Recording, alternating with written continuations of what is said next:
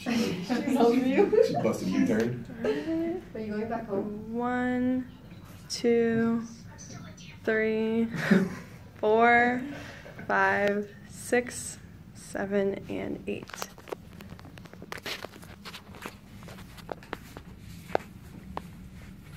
Hi, imagine being in your parents' age when their forms of communication long distance were, taken down to letters for anyone that they wanted to communicate long distance, whether it was in another state or another country. They didn't have cell phones readily available in their hand to communicate with people who were more than down the street from where they lived. And today we have those communication available to us where we can create relationships with people who are miles and thousands of miles away from us.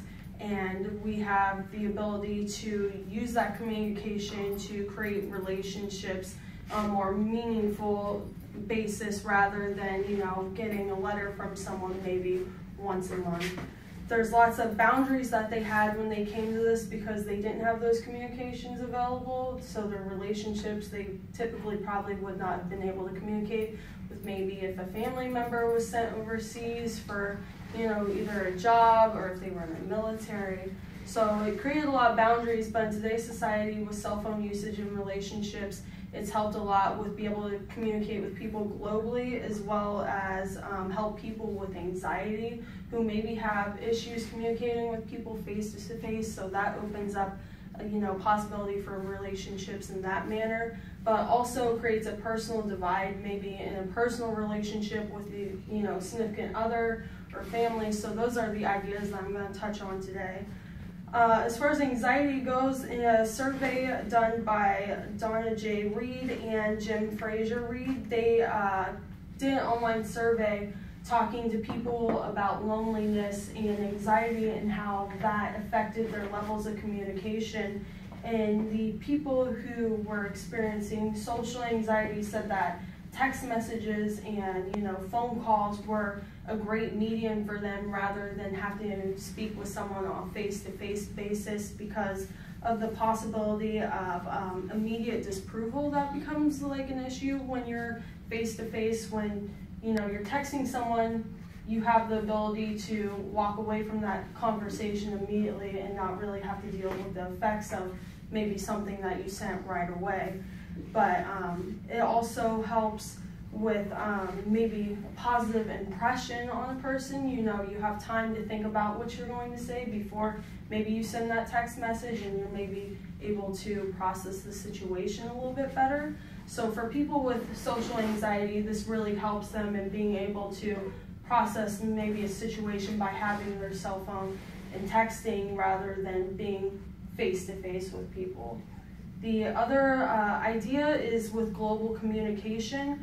The Paul Research Center put out a survey by Aaron Smith and Monica Anderson talking about people using social media platforms on their phones to be able to connect and create relationships with people. They showed that 73% of adults use YouTube and 86% of people use Facebook. So using those platforms to communicate with people globally and create, community relationships and being able to connect with people who otherwise maybe you wouldn't have been able to connect with because you have that platform to reach people long distances and trying to, get whole family members by sharing pictures via Facebook and reconnecting with family members that typically you wouldn't see on a daily basis. This also helps with phone apps, maybe being able to send, pictures to people, text messages. Obviously, we have Facebook Messenger, and just really helps people connect. And we can also see in this model here about internet users from 2010 to 2016. You can see there's a huge jump in the amount of people who are online, and that leads to greater communication between people internationally and globally. We also see lots of effects when it comes to personal relationships and how that affects, the intimacy that you have with other people when communicating. There's actually a term that's been dubbed called phubbing for the active use of your cell phone intentionally to ignore people when you're, in a social situation, whether it's you're at home, rather than, leaving a room and going and connecting with people, you're texting your parents from, a room that's one room away from where they are. This also creates a divide maybe when you're at the table with your family and you're eating dinner, and rather than socializing and having a good conversation, you're too busy on your cell phone to create that real personal relationship. And they've shown that, Aaron Smith did a research study showing that doing this actually creates conflict and a lot of depression and loneliness in relationships. You're not getting as much of a, good, positive impression from a relationship with a person because you're not really getting on that personal level because you're distracted by your cell phone use. So in general, there's lots of work that we can do when it comes to communication and using our cell phones to connect with people in relationships. There's a lot of good sides and bad sides to it, and I think that's something that we could definitely learn from and grow from in our everyday communications and relationships and our use of our cell phones. So is there any questions? I've got one. Sure. When I saw this topic, I immediately thought of the negative side of using cell phones in relationships. Yeah. The laying on the couch, playing on Facebook while your partner is wandering around. Yeah. Why did you go this direction?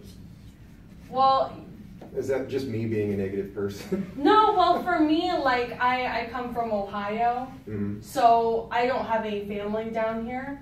And being able to use my cell phone to be able to connect with them instantly, if that wasn't there, like, I wouldn't be talking to my family at all. So for me, I try to see the positive side, although that is something that I think everyone faces in their daily relationships with people. You go out to dinner with somebody and everyone's on their phone, or even if, like, just in a casual situation, if you're riding like a public bus or a subway, you're not really interacting with people. Again, you're using the phubbing term, where you're actively using your phone to ignore people, to not have to communicate with people that you're around. So there's definitely lots of negative and positives to having that communication when it comes to relationships, but yeah.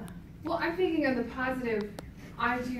I did that ancestry DNA, and you watch the migration of people.